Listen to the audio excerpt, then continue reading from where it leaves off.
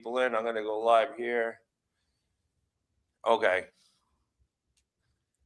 So we can just have some small talk here. Yeah. Hey, what's going on, How's it everybody? going? You know what's funny, Steve? I was just live with my friend Ron, and I changed my clothes so people think it's a different day. See, I Everybody, don't I'm change here my live clothes. with a very good friend from back in the day, Steve Lavner, and we're going to get into how we know Steve. Say hi, Steve. Hey, Grillo, how's it going, man? Good to What's see going you. on, everybody? So this is a very interesting story, and it's a very interesting change of pace from what we were just talking about. I had my buddy, yet I'm going to pretend that it was yesterday. I had my friend Ron Barber on discussing his movement for MAGA for Mondani, which is very interesting. It's more about putting two different things together. Hey, Craig Francis is coming on. That's good. Craig, you could hear my friend Steve on the Audible. If you want to watch it, go to Grillo's Aftershock XL on YouTube. Please go on there, like and subscribe. I need more subscribers. I need more likes in order to justify my existence out here in Las Yeah, Vegas.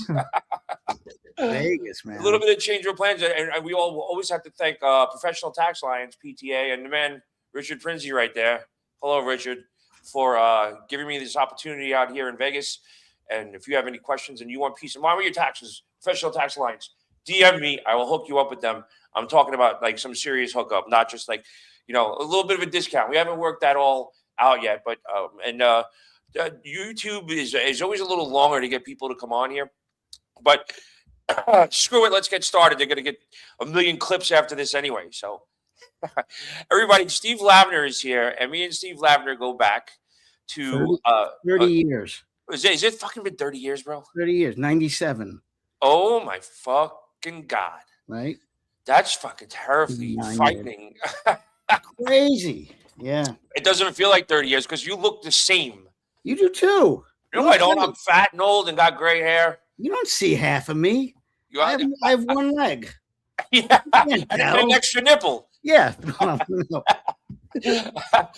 That freaked me out. That always stuck out with me. No, I don't have an extra nipple. You always think I have an extra nipple. I know, it's funny. I was born. I was born without a pectoral. Oh, okay. I have all my nipples. You don't have an extra one? I think that's so much more fun to think about. A superfluous nipple? Is that how you say it? Yeah, my father had a superfluous nipple. Oh, maybe Now that's where it he came knows. from. Yeah, it looks like a little freckle. Yeah. All right, so everybody, Steve Lavner and I go back 30 years because we did a very interesting off-Broadway play called Grandma Sylvie's Funeral. Yeah. And if you're not familiar with it, it's because it was 30 years ago. But he was, it was, if anybody knows Tony and Tina's Wedding, it was a improv, interactive show about an Italian wedding. And they interacted, and it was a spoof on Italian weddings. And I could never get, there we go, that's much better. It was very fun. And then two of the cast members that were Jewish that were in the play decided why are the Italians making all the money? Typical Jewish thing, right? No Jewish. Yeah. Why do they have all the money and we don't? So they were smart enough to branch off and do, instead of an Italian wedding, do a Jewish funeral. Yeah.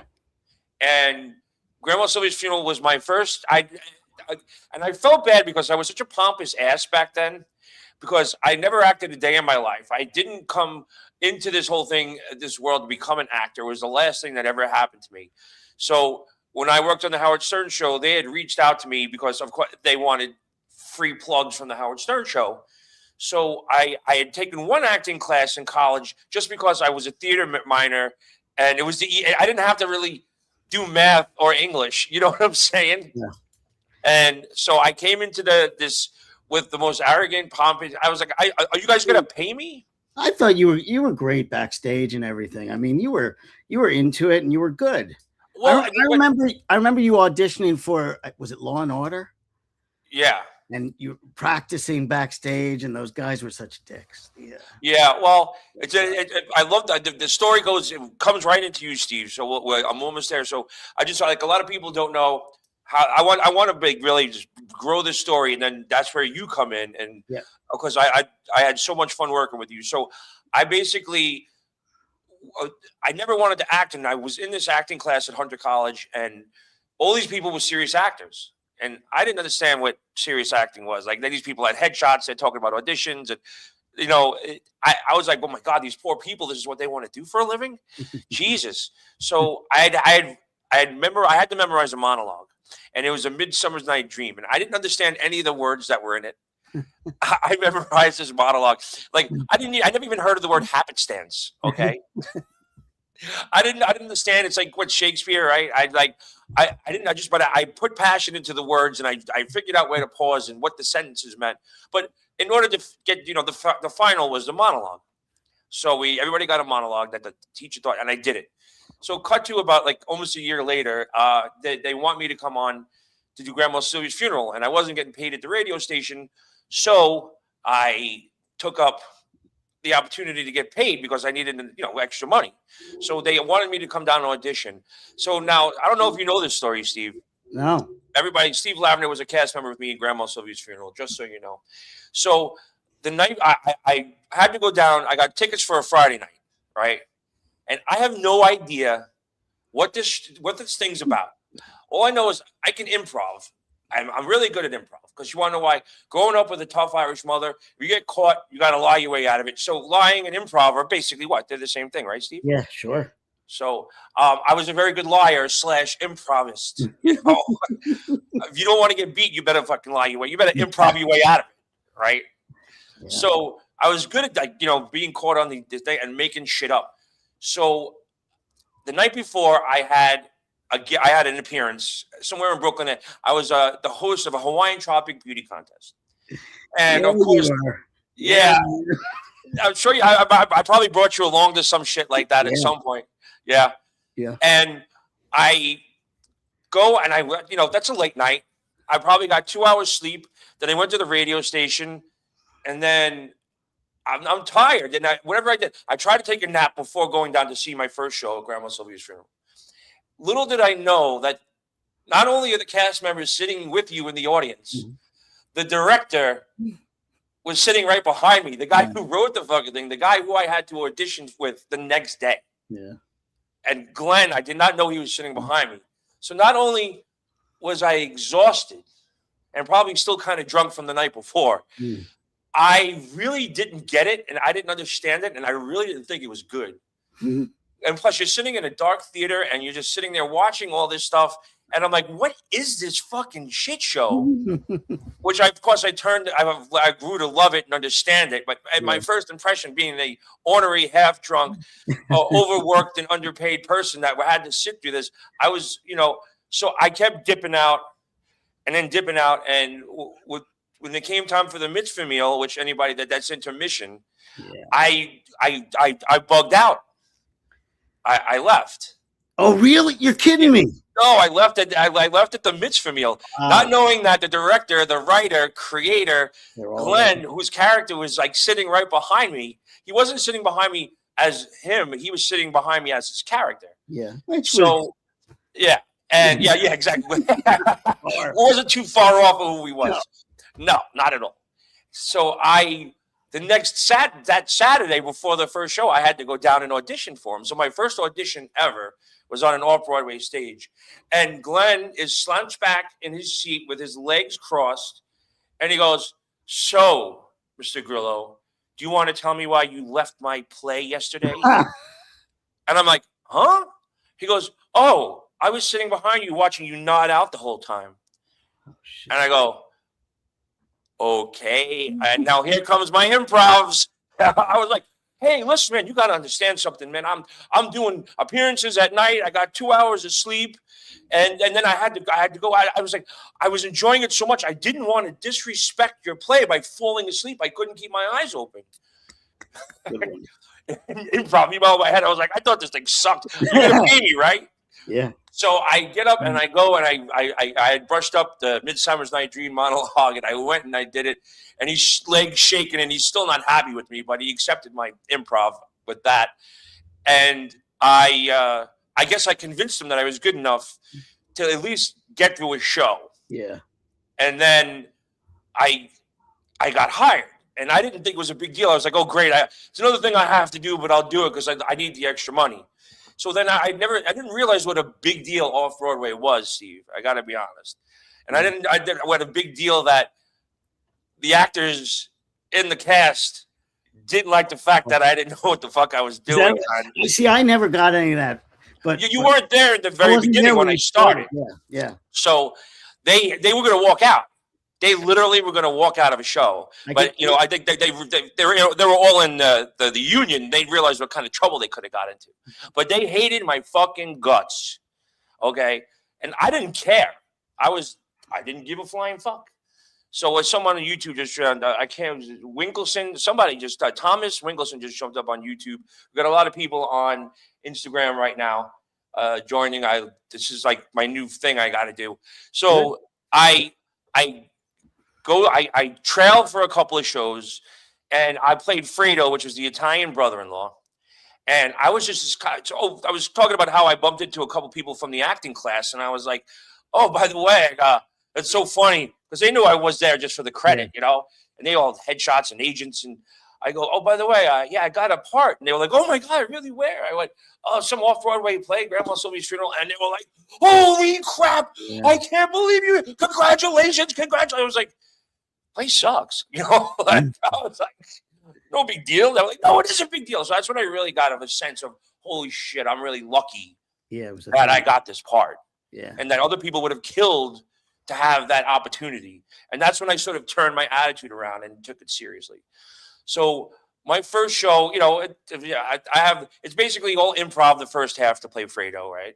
I didn't know you were brought in as Fredo originally. Oh yeah. Tom Sarby did not like that. So I came in and they couldn't understand why I was there. So, but there was a couple people in there, like Diana was really nice and Stacey Pressman was really nice. But then you had, people like the guy who played Harvey, and they were livid that I was there. Especially what's her name? I wanted to become really good. I think she passed away. Who played? She was so talented. She played the aunt. Mimi? No, not Mimi. She was a big woman. She was tough. Oh yeah, what was her name? Sherry. Sherry. Yeah. So this woman Sherry, she was like the head of the union delegate for the play, whatever. The woman Hoagie Forrester was fun. She was okay, but there was like several cast members just completely unhappy that I'm there. Was Jade Barrymore in it? No, I brought Jade in there. I brought Jade. Yeah. She was. I met her on the Stern Show. She invited when she did Playboy, and then I went to the Playboy party, and that's how we became friends. So I'm responsible for Jade. Sorry about that. That's Jade good. Barrymore is Drew Barrymore's mother. We'll get into her in a little bit too, buddy. Yeah. So I'm Mr. Cocky, and it was my first show was a Saturday matinee, and I played Fredo. And Fredo basically has a bunch of things that happen. They call them beats, all within the play. But the only first time I ever get on stage is after the intermission / mitzvah meal. And me and my wife, who was played by Diana, she was a wonderful, sweet actress, and she had one arm, and the other arm was plastic, and it was real. It wasn't like fake. And she had such a good sense of humor that she incorporated that into her character. When I saw that the first time, I nearly fainted. Yeah. She was so. But my favorite was watching her blow her nose with one hand. Like I was sorry that's wrong, but she had the technique down, right? Though. So the first show, I get up on stage and I do my lines. My family, the Iannucci family, owners and operators of Iannucci Surplus Marble Imports Incorporated, would like to give the condolences to the Grossman family. And and the first time, I didn't do it on stage, but in rehearsal, I go, Sylvia, Schindler, Grossman, and it cut. And Glenn goes, Grillo, do not make my grandmother a Nazi. Schindler. I was like, so I spent really a lot of time going Schindler, like not Schindler. So I get up and I nailed it. I nailed the whole thing. I felt comfortable. Yeah. The second show, I get it out. Everybody picture this. I'm in front of 200 people.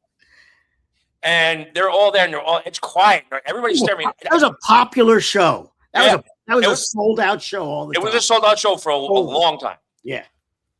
I get up, second show, midfield meal ends. Me and Diana get on stage, and she's sitting on a stool, and I'm standing, and I'm about to give my little monologue. And right in the middle of the monologue, blank. That's it. Nothing came out. Has that happened to you? Yeah. It happened in college a lot, actually. Yeah, and so nothing comes out of my mouth, and I grabbed Diana by the back because I was a mean Italian husband, and I grabbed her by the back of the neck, and I shook her head. I go, "What was I gonna say, honey?" And she fed me my line and I went. And I jumped in and I finished the monologue and I got off. And afterward, everybody goes, "That was one of the best ones the best save I've ever seen." So that was my first. And after that, I took it completely serious. Like I was like, okay, this isn't a joke. There's 200 people out there that paid a lot of money for a ticket, and you better do good at it. So you played one of my favorite characters, and you came in probably I was there for like a year or so. Yeah, I came. And you played was it Skyboy? No, Marky Grossman. And our characters, no matter what character I played the sexually compulsive grandson, Todd Grossman. Todd Grossman, who I was just talking before, got me laid more than anything on the Howard Stern show. It did. My character didn't get me laid, by the way. Well, no, because you played I guess special was the word you would use. That's not the word we used then, but special is what we'd use now. I guess would it be autistic at this point, or I think probably autistic. Yeah, didn't get me laid. Yeah, but I remember I did go out with a couple girls after the show a few times, but you can't really build anything from being the autistic guy in the show. Yeah, well, everybody had to give out a business card. I was the talent coordinator for the Tonight Show. Oh, and I had to give it out to every 90 years old to 12 years old, not like a pedophile thing, but you had to engage the women because my character was sexually compulsive. So not to children, but to 80-year-olds and to everybody else that was involved. I had to give out my card. Yeah. Whether it was hey, you want to become a talent? You call me? I work for the Tonight Show. But if I saw some chick that I engaged and we had some little conversation, I would write my real phone number on the back, and I'd be like, and I do that cool little card thing, and I would give it, and I'd get home and be like, and I'd do that. I remember because I kept a pen, and I'd be like, and write my number, and I'd write, "Call me," and I'd get home like, "You'll have 4 messages." I was like, "Holy shit, this works!" Very different life than I had when I was there. Yeah, so I had some really good times there, and it was a really wonderful experience. It was great, and then that's how we met. We met because and I had so much fun with you and your character because you and Rob Kramer both played the character completely different, but both so brilliant. And you really committed to the role the whole goddamn time. Even I remember you and Rob Kramer, even during the midterm break when we had that moment to go in the back, maybe go to the bathroom or just chill out for a second, you were still in character. Yeah, it was the most fun I ever had. I remember there were moments where you'd interact with the audience, and there were moments I was off stage, and there was a woman on the phone downstairs. There was a phone booth downstairs. And I remember she yelled at me because I stood at the front of the phone booth staring at her, because I was still sort of in character. And she must have had some very serious thing going on at home that she was on she went to the payphone during a show that she had paid to go see. She got so angry at me, Oh yeah. It was so. Wait, I think it was you.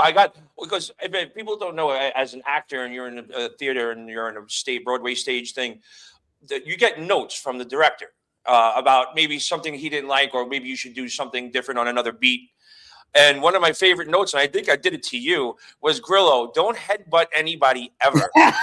Yeah. Was that you I headbutted? That was me, I think. Yeah. So, I don't know what's it, because we always had that in the beginning when around the coffin, we had that one beat that we had to do. Right. And you were getting a little randy, and I think I headbutted you. I wish I would have saved that. Grillo, that should have been the name of my book. Grillo, don't headbutt anybody ever. Yeah. That was a good time. It was, what was great about that? There was a whole bunch of young guys in that show. We'd have fun. We'd go out afterwards, and it was a good time. So now, in the go back into the beginning before you were there. Now, it was kind of a weird situation because the dressing room in the beginning was open, so everybody got changed in the same room, and that means like you could have someone like Stacy, young girls like Stacy and Diana getting changed, and then you had someone who was like 70 years old. Like what was her name? She was her daughter was in Saturday Night Live.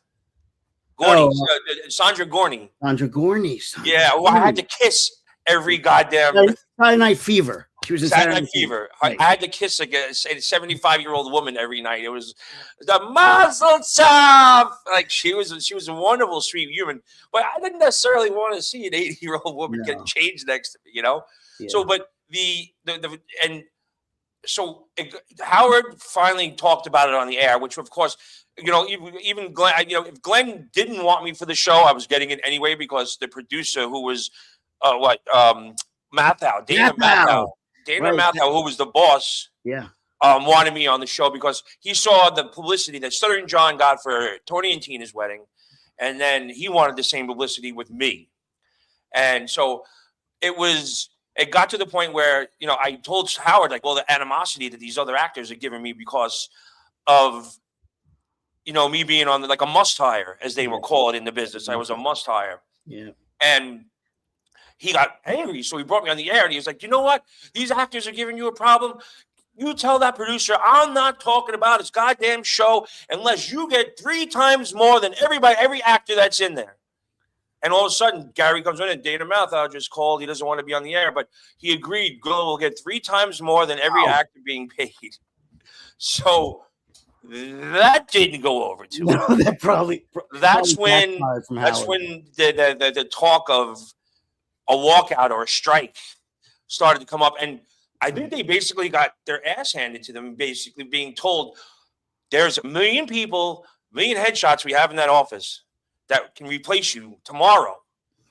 You guys want, so now I'm in this. It was the most tense situation. Again, everybody is in the dressing room getting changed right before like a Friday show. After that happened on the air, everybody heard about it. Everybody's on the phone calling each other. So I walked in the room and it was like dead silence.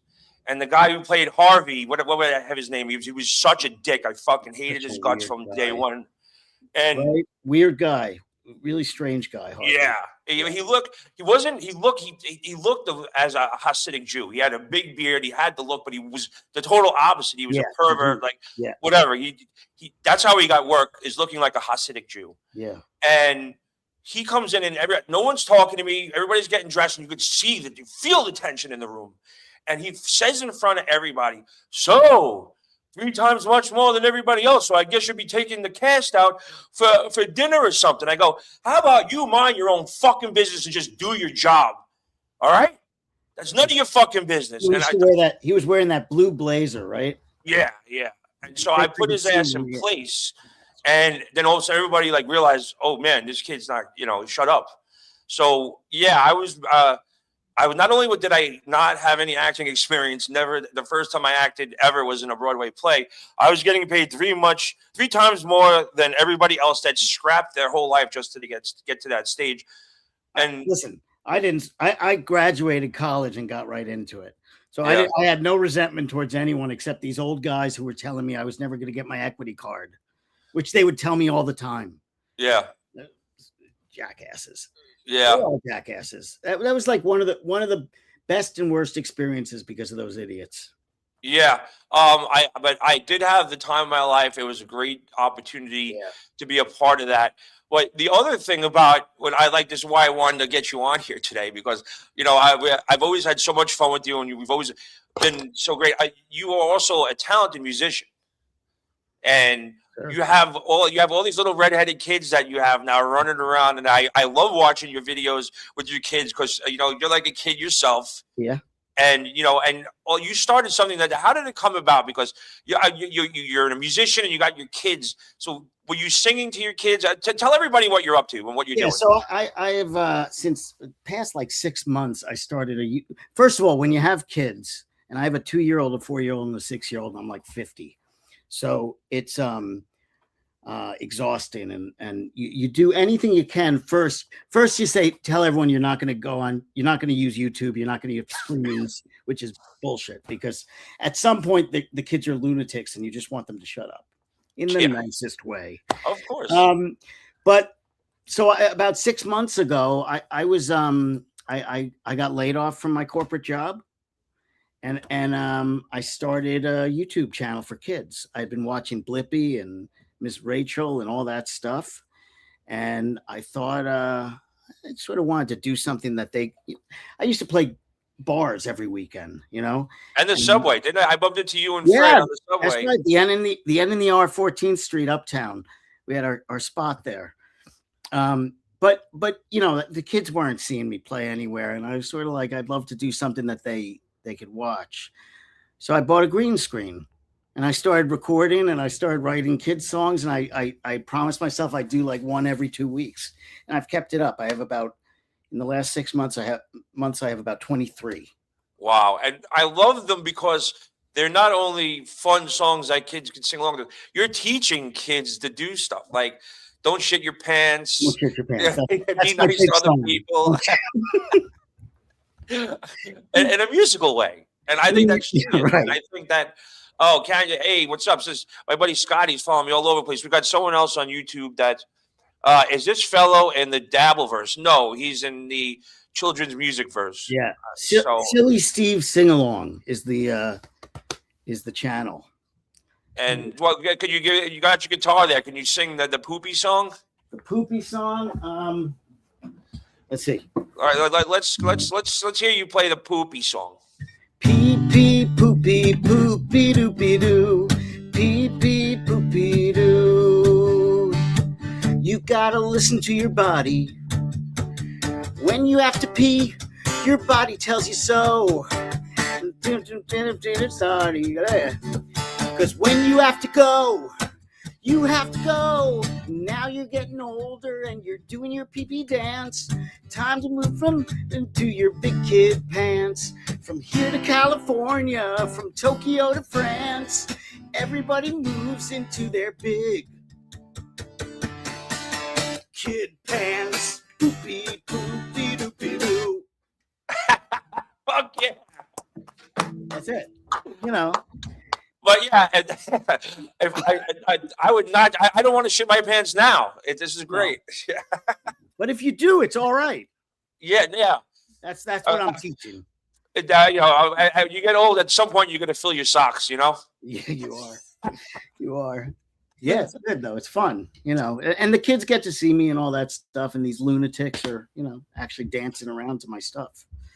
Yeah, and now are your kids shitting their pants still or no? Oh, one of them, the 2-year-old, she does that. She's she's adorable, but she smells like ass. She does. So, I wanted that. So I wanted to get back. We're going to get back to another song in a little bit, but I wanted to go back to Jade Barrymore, Drew Barrymore's mother. Yes. So we became friendly, and I never tapped it, by the way, just so you know. I was like, there was just something just a little scary, and she did have nice boobs though. Yeah. I liked her too. She's nice. Yeah. Well, there's not a happy ending to that friendship. So we became friends because of the Stern show, and then we kept in touch. And then I went to LA for like one of the first times and hung out with her. And so I told Dana that I was friends with her, and he was like, get her down here, get invited to the play. So she came to New York. She came to the play. Me, her, and Dana went out, and Glenn went out to dinner. And then all of a sudden, she's going to be a part of the show. But there's a story about Jade. Jade was a failed actress in LA and used her daughter, Drew, to get on movie sets. Yeah. And if anybody ever saw E.T. when Drew Barrymore was a very young lady, Jade was on set and she had to be asked to leave because she was constantly trying to get on a scene, in a scene. Steven Spielberg had to be Drew's guardian because anybody knows that if you're a child actor, you have to have a guardian on set. And Jade was not allowed because she was disrupting too much on the set and she was distracting Drew to be a good actress or do her job. So Jade, which started the whole Drew Barrymore spiral. You know, she's 12 years old at the China Club or Studio 54 doing blow because Jade just used her daughter to get another step up to try to push her career. I think her biggest thing was, if anybody saw Night Shift with Michael Keaton and Henry Winkler, she played one of the prostitutes in that whole thing. I never realized that. She was in Studio 54 too. There was like with the Mike Myers Studio 54. But the problem with Jade is she's just a horrible actress. Yeah, she is definitely no Drew, and she was cute as a button. Let's not forget that she was an attractive woman. That's why she banged whatever Barrymore it was. I don't know which one it was, but I remember her saying to me and my buddy that she said, "Well, acting's in my blood." We were like, "It's in your vagina." Yeah, I don't know. Yeah, right. In my blood. Yeah, you're she's a Barrymore. Yeah. Looking at my profile, the Barrymore profile. That was Jade was like, "Look at my knees behind my head." I remember taking a few splitting cabs home with her a few times, and she would tell me, because I'm almost exactly Drew's age, and she would get all sort of teary-eyed about, Yeah, I got that sob story too. So go on. Yeah, that she didn't have Drew in her life, and Drew wouldn't call her back, and all this stuff. And I was like, Drew ran screaming, and rightfully so. Super uncomfortable. Yeah, because everyone at that point, everyone knew the whole story too. Yeah. Oh, yeah. But she was just a horrible mother, and she used her daughter to, try to get up in life. And luckily, her talent didn't apply because, like, obviously, she was just, schmoozing and trying to get laid. So, she wound up in the end, like, basically sucking my Rolodex dry. Yeah. Using all my contacts, and then like once she got enough contacts out of me, she stopped returning my phone calls after like 3 years of friendship. And then I start getting all these people going, "What's up with that Jade Barrymore lady?" So really fun story. You probably don't know this. Hoagie Forrester was an actress in the play, and Hoagie Forrester was pretty much, I think her husband was a big deal, a producer out in LA, and she was an accomplished actress. She was so funny. Yeah. She played the drunk aunt to the T. She was drunk the whole time. She wasn't really drunk, and she was great. But Hoagie knew of Jade Barrymore, and what we don't know, did you know that's not really her name, right? Yeah, her last name's Jade, isn't it? No. Well, her first name is probably the ugliest name I've ever heard in the English language or whatever language it is. Her first name is really Ildigo. Oh. And Hoagie Forrester must have been friends with her out in LA, because Hoagie, she wasn't in the play yet, but the first time that Jade came down to watch the play, Hoagie Forrester goes up to her, and you never saw her break character ever. She goes like this: "What are you doing here, Ildigo?" And Jade's face went like pale, and she walked away. But Hoagie called her out from day one, and so. In the dressing room, Jade basically had no problem getting naked in front of everybody. It was hard there was a lot of mirrors, so you could just catch a peek. Like, it's weird. I remember she came back to me and Fred's house. Fred's apartment. Fred, the great Fred Berman, right? Berman, yeah. Who's currently starring. He's currently starring in The Lion King as the meerkat, correct? Yes, Simone. That's right. And she came back and she was like, we should watch some porn. And the three of us sat down, and it was like super weird. With Drew Barrymore's mother, go ahead. And super weird. And we were like, oh, okay, see what happens here. Nothing happened. Yeah. Thank goodness. It's strange. Yeah. I mean, I'm like, you 30 years later, you sit back and go, you're at telling tales. Everybody's telling some tall tales, and you go, I watch porn with Drew Barrymore's mom. It doesn't come up as often as you think in the kids YouTube world. Yeah. 20 minutes, 30 minutes, every 30 minutes maybe, but not. Yeah. Oh my God. The stories that we had. That's why I wrote my book, Gorilla Parts. There's a story in there. Great. Wait, so talking about being drunk. Yeah. After doing it for 2 years, as you know as well as I do, it gets mundane. Like I'm doing 5 shows a week on the Howard Stern show. And then I'm doing 7 shows with Grandma Sylvia's funeral. And I started getting burnt out. Yeah.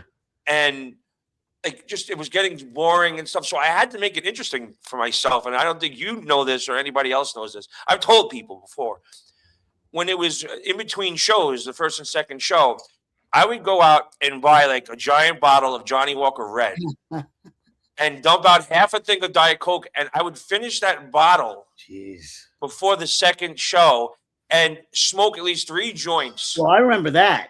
So I would be totally hammered in the second show, but get this, I had to act straight. Yeah. And it was challenging. Yeah. So that's what got me through the second show on a lot of days. How about this? I go for a walk with Grillo out in the in right by the park over there, Washington Square? No, by Spring Street. The little park.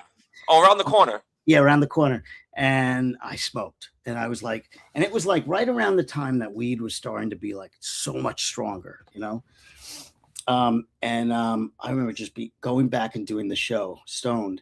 You had to act straight. I had to act autistic. Yeah.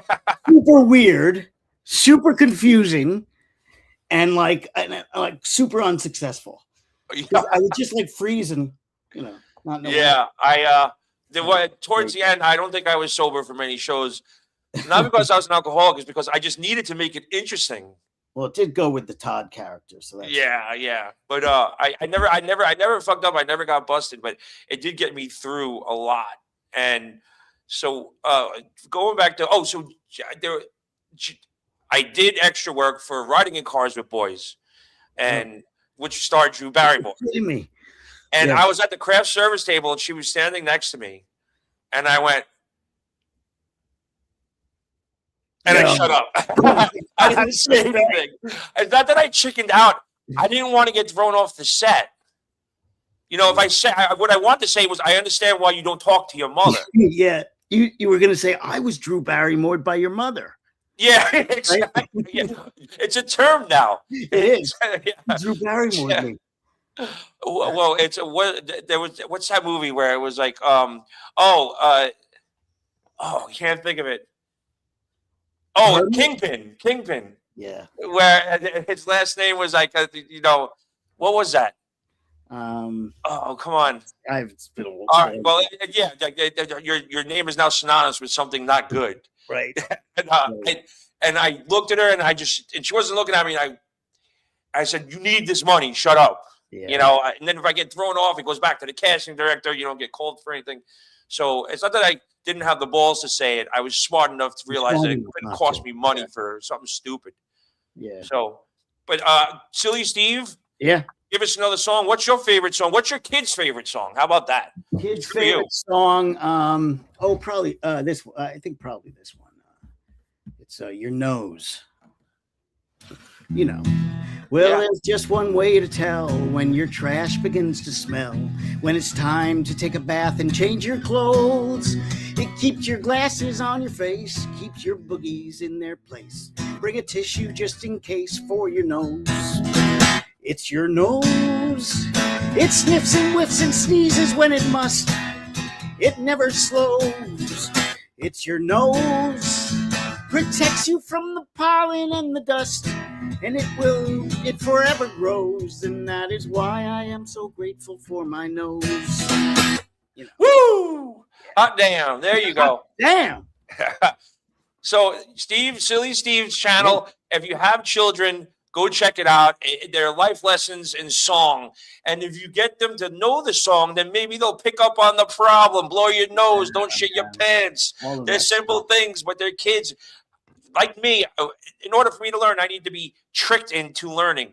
Hansi, this is me talking to a friend of mine on YouTube who was in Grandma Sylvia's funeral with me. His name is Silly Steve on YouTube. He does children's songs to help them learn. And he is one of my good friends for 30 years and will remain one of my good friends for 30 years. I can't wait to meet your kids at some point. Absolutely, man. And your wife. And I want to thank you so much for coming on. You had Silly Steve on YouTube. If you have children, go check it out. It teaches your kids not to shit themselves and to blow their nose and many other things. I'm going to write that on the site. Yeah. Yeah. You need to do that song with your nose. But with the cocaine guys, right. And don't forget to check your nose. I wrote it originally. You got coke boogers all day. Check your nose, and if you blow it, you can sell it for $10. It's good to see you, man.